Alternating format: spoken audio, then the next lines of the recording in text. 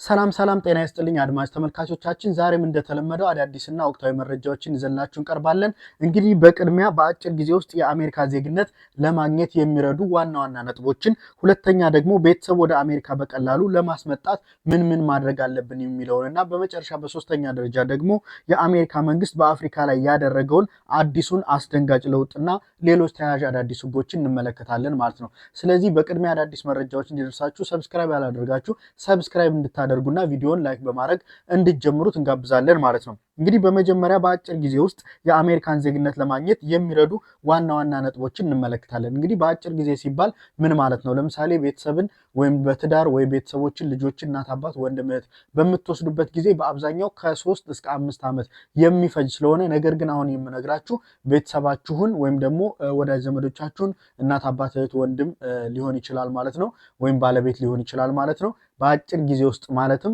በ4 ወር ውስጥ እንዴት ወደ አሜሪካ መውሰድ እንደሚቻል ይዤላችሁ ቀርባለሁ ኢን ዲቴል ማለት ነው።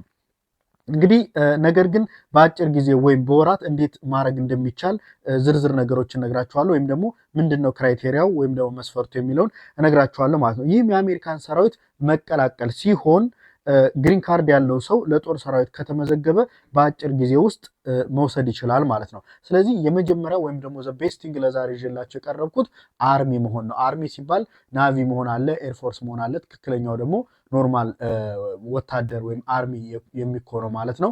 እነዚህ ናቸውና የእድሜ ገደብ አላቸው። ከ17 ዓመት በላይ ናቸው። የመጨረሻው ጣሪያው ደግሞ 36 ሊሆን ይችላል፣ 35፣ 37 እንደተለያየ የጦር አይነቱ ሊላይ ስለሚችል ዝቅተኛው ግን ከ17 ጀምሮ ስለሚሆን ይህን አርሚ በመቀላቀል በአጭር ጊዜ ውስጥ ቤተሰቦቻችሁን መውሰድና እናንተም ደግሞ በአጭር ጊዜ ውስጥ ዜጋ መሆን ትችላላችሁ ማለት ነው። እንዴት ዜጋ እንደምትሆኑ በአጭር ጊዜና እንዴት ቤተሰባችሁን እንደምትወስዱም እነግራችኋለሁ ማለት ነው።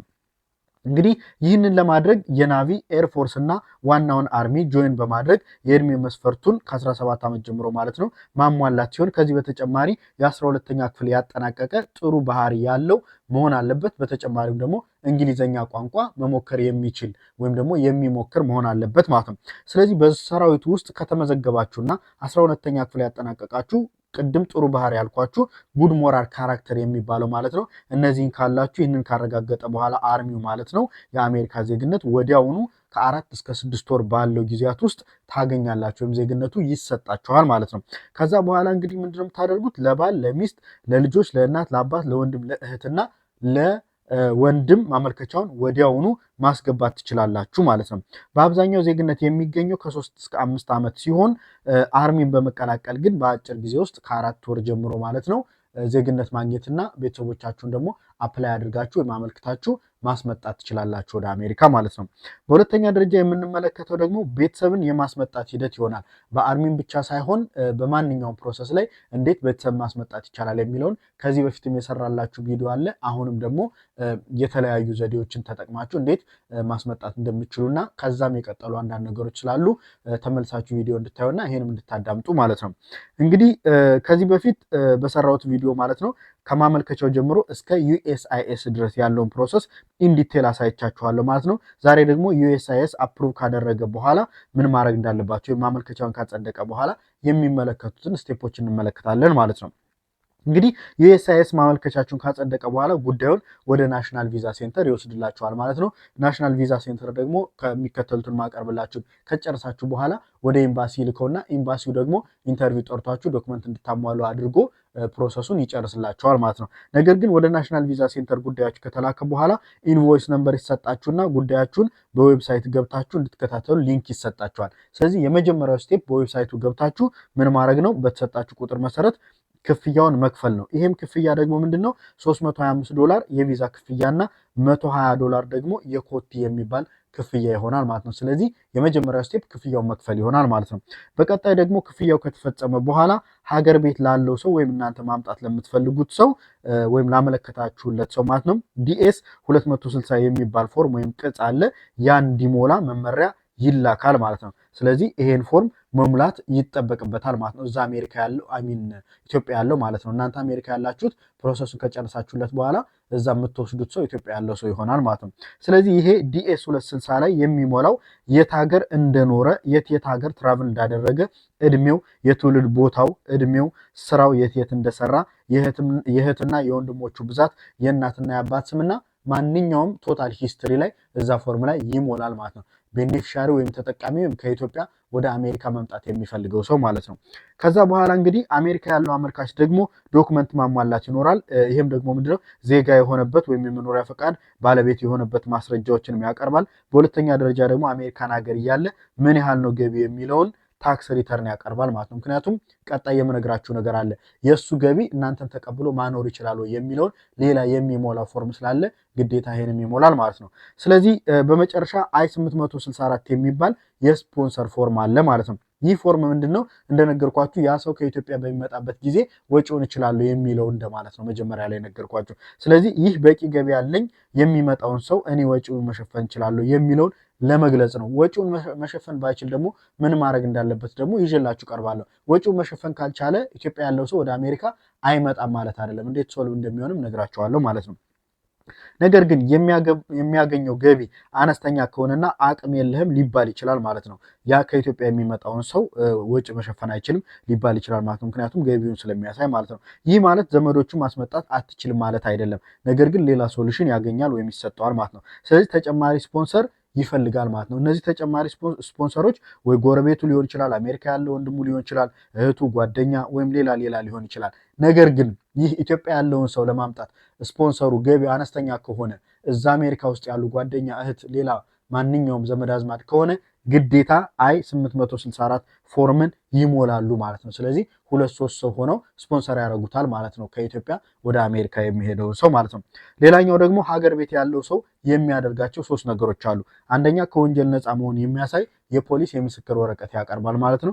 ሁለተኛ የፓስፖርት ሳይዝ ወይም መጠን ያለው ፎቶ ያቀርባል ማለት ነው። ሶስተኛ በጥቂቱ የ6 ወር ጊዜ ያለው ፓስፖርት ያስፈልገዋል ማለት ነው። ይህ ማለት እንግዲህ ኤክስፓየር ሊያደርግ ሚኒመም ወይም ዝቅተኛው 6 ወር፣ ከዛ በታች ከሆነ አዲስ ፓስፖርት ማውጣት ይጠበቅበታል ማለት ነው። ሌላኛው ናሽናል ቪዛ ሴንተር ሁሉንም ከገመገመ በኋላ መረጃው ሙሉ ከሆነ ለኤምባሲ ይልካል። ኤምባሲውም ለኢንተርቪው ይጠራዋል ማለት ነው። ስለዚህ በዚህ መሰረት ፕሮሰስ ያደርጋል ማለት ነው። ነገር ግን ዶክመንቶቹ ያልተሟላ ከሆኑ አሜሪካ ላለውም ኢትዮጵያ ያላለውም እንዲደርሳቸው በሜሴጅ ወይም በመልእክት ይነገራቸውና እነዛ ማስረጃዎች እንዲያሟሉ ይደረጋል ማለት ነው። ይሄ አይነት ችግር የገጠማችሁ ሰዎች ካላችሁ በኮሜንት ብታሳውቁኝ እኔም ሶሉሽኑን ይዤ መቅረብ እችላለሁ ማለት ነው። ስለዚህ ማንኛውም ጥያቄ ካላችሁ ከዚህ ጋር በተያያዘ መጠየቅ ትችላላችሁ ማለት ነው።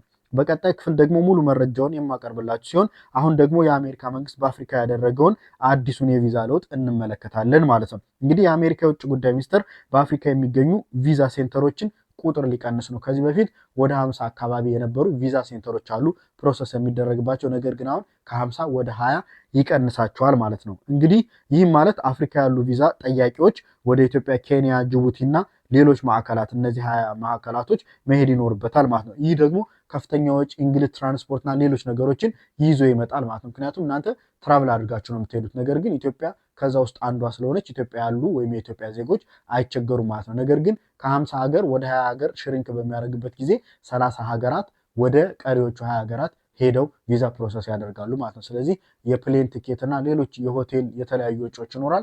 ከዚህ ጋር በተያያዘ ደግሞ የ50 ሀገራት ሰዎች ወደ 20 ሀገራት በሚመጡበት ጊዜ ከፍተኛ መጨናነቅ ይኖራል። ሌላ እንግልት ያገኛቸዋል ማለት ነው፣ ወይም ደግሞ ለችግር ይዳርጋቸዋል ማለት ነው። ስለዚህ ይህ አስቸጋሪ ይሆናል ማለት ነው።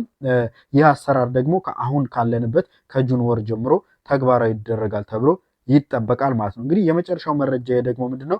ቪዛ ከተከለከሉ ኢሚግራንት ቪዛ ከተከለከሉ 75 ሀገራት ውስጥ ወይም ደግሞ 75 ሀገራት እንደሆኑ ይታወቃልና እንግዲህ በኢሚግራንት ቪዛ መሄድ ስለማይቻል በሌላ ወይም በነን ኢሚግራንት የሚባል ቪዛ አለ። ኬስሪ የሚባለው የቪዛ ሜተድ ማለት ነው።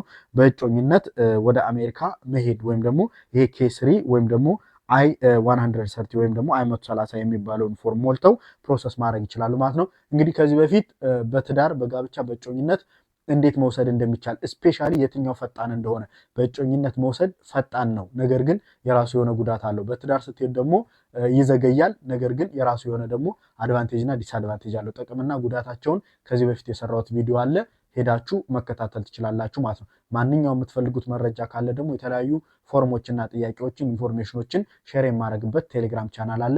የመጀመሪያ ኮሜንት ላይ ከስር ፒን አደርግላችኋለሁ። ክሊክ አድርጋችሁ ቴሌግራም ቻናል ጆይን በማድረግ አዳዲስና ጠቃሚ ወቅታዊ መረጃዎችን መከታተል ትችላላችሁ ማለት ነው። ስላዳመጣችሁኝ አመሰግናለሁ። ያልገባችሁ ማንኛውም ጥያቄ ካላችሁ እንደተለመደው በኮሜንት አሳውቃችሁኝ እኔም ሪፕላይ አደርጋለሁ። ቪዲዮ የሚያሰራ ከሆነ ደግሞ አዲስ ቪዲዮ ሰርቼ አፕሎድ አደርግላችኋለሁ ማለት ነው። እንግዲህ በድጋሚ ሰብስክራይብ ያላደረጋችሁ ሰብስክራይብ እንድታደርጉ በአክብሮት እየጠየቅን በሌላ ቪዲዮ እስከምንገናኝ መልካም ጊዜ ተመኘው። መልካም ቆይታ። አመሰግናለሁ።